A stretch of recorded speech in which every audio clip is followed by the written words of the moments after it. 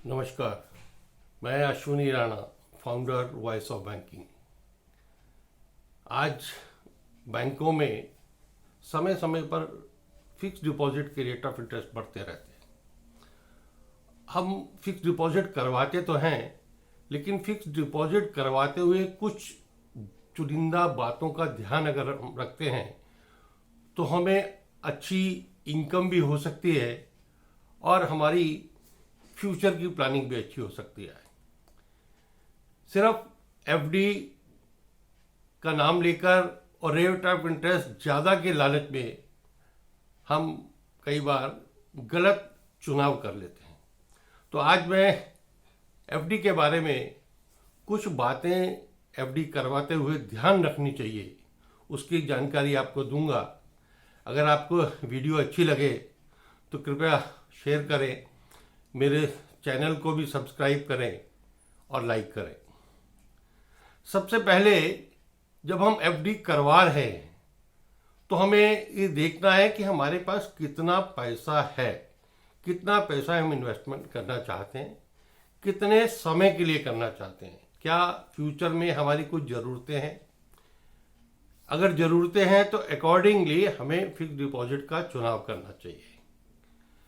सबसे पहले हमें नेट पर जाकर, आजकल बहुत सुविधा है कि आप देख सकते हैं कि कौन सा बैंक कितने पीरियड के लिए कितना रेट ऑफ इंटरेस्ट दे रहा है। उसको देखने के बाद हम जितना भी पैसा है उसको एक ही एफडी में मत लगाएं। हम अलग अलग एफडीज के अंदर हमारी सुविधा अनुसार और हमारे प्लानिंग के अनुसार हम एफडी को कर सकते हैं। यानी हमारे पास अगर लॉन्ग टर्म के लिए ज़्यादा इंटरेस्ट मिल रहा है और हमें ज़रूरत नहीं है तो हम उसमें जा सकते हैं, और अगर हमें शॉर्ट टर्म के लिए चाहिए और हमें लगता है कि हमें कहीं इन्वेस्टमेंट और करनी है तो उसके हिसाब से जो अच्छा रेट ऑफ इंटरेस्ट मिल रहा है उसमें जाना चाहिए। एफडी करवाते हुए ऑटो रिन्यूअल का ऑप्शन रहता है। हम ऑटो रिन्यूअल के ऑप्शन को भी लॉक कर सकते हैं ताकि जब उसका पीरियड हो जाए तो कई बार हमें याद नहीं रहता, तो वो जो एफडी है हमारी उसमें ब्याज का नुकसान ना हो और वो फिर से रिन्यू हो जाए अपने आप। तो यह सुविधा भी बैंकों ने दे रखी है।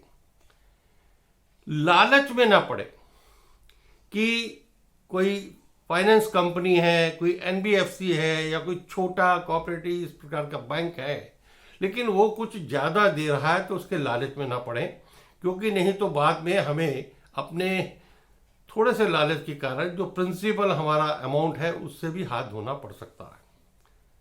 तो इसलिए लालच से बचें, सिक्योर्ड एफडी में ही लगाएं।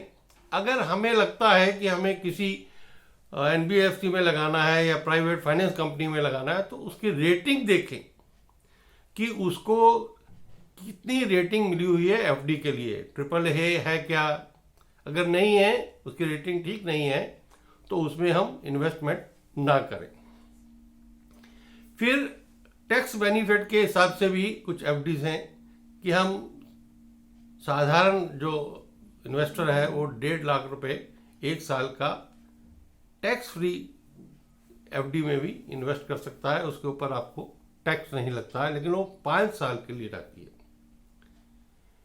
इसी प्रकार जो सीनियर सिटीजन्स हैं उनके लिए तो कुछ सुविधाएं ज़्यादा हैं। यानी वो 30 लाख रुपए तक अपनी 5 साल के लिए सीनियर सिटीजन सेविंग अकाउंट में अपना पैसा डाल सकते हैं। 30 लाख मंथली इनकम भी मिल सकती है।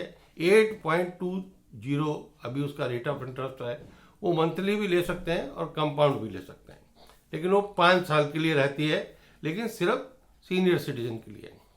ऐसे ही सभी बैंक सीनियर सिटीजन को बाकी एफडीज में भी 0.5% जो रेट ऑफ इंटरेस्ट है, जो बाकी रेट है उससे ज़्यादा देते हैं, तो उसको भी हमें ध्यान रखना चाहिए। फिर जब हम अपना डिपॉजिट करवा लेते हैं उसके बाद हमारा उसके ऊपर कितना इंटरेस्ट साल में आ रहा है उसकी भी हमें कैलकुलेशन देखनी चाहिए, क्योंकि 10,000 रुपये से ज़्यादा एक साधारण डिपॉजिटर के लिए अगर इनकम होती है इंटरेस्ट की, तो बैंक उसके लिए टीडीएस काट लेते हैं। लेकिन आप चाहते हैं कि आपकी जो ओवरऑल लिमिट है, आप उस टैक्सेबल लिमिट में नहीं आते और आप टैक्स नहीं कटवाना चाहते, तो आपको फॉर्म 15G जो है वो बैंक में हर अप्रैल से पहले जाकर देना चाहिए कि मेरे इस डिपॉजिट के ऊपर जो इनकम होगी उसके ऊपर टैक्स ना काटा जाए। ऐसे ही सीनियर सिटीजन्स के लिए भी, उनके लिए वो 50,000 की लिमिट है इंटरेस्ट की।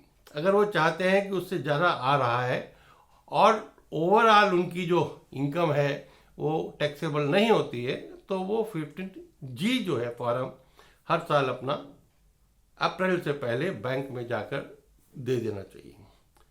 अब सीनियर सिटीजन हो या जनरल बाकी जो कस्टमर हैं, उनके लिए बैंकों ने ऑनलाइन एफडी का प्रोविजन किया है।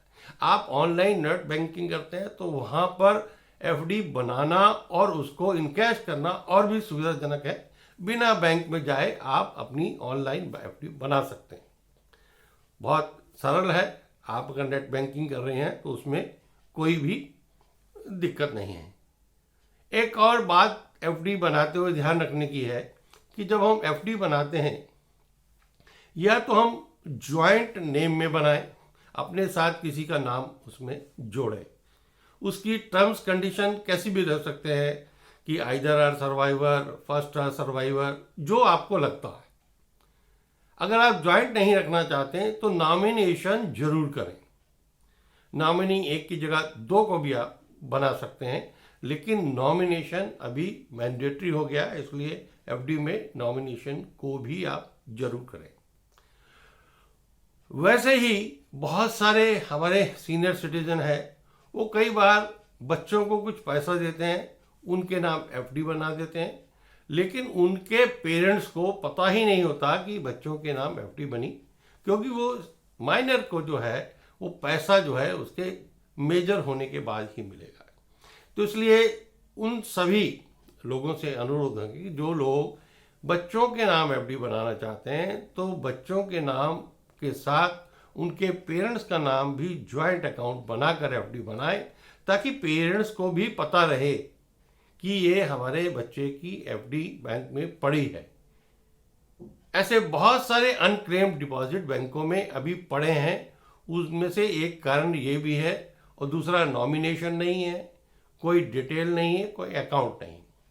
तो इसलिए एफडी बनाते हुए अगर हम इन छोटी छोटी बातों का ध्यान रखेंगे, तो जहां हम एक अच्छी इनकम एफडी से अर्न कर सकेंगे, वहीं सिक्योर्ड एफडी भी हम ले सकेंगे। और एफडी मैच्योर होने के बाद या दुर्घटनावश किसी की मृत्यु होने के बाद जो बाकी लोग हैं उनको वो पैसा अगर नॉमिनेशन किया है तो आसानी से मिल जाएगा। ज्वाइंट अकाउंट है तो भी, आइदर सर्वाइवर है तो भी उनको क्लेम आसानी से मिल जाएगा। तो कृपया एफडी करवाते हुए इन बातों को ध्यान रखें। धन्यवाद।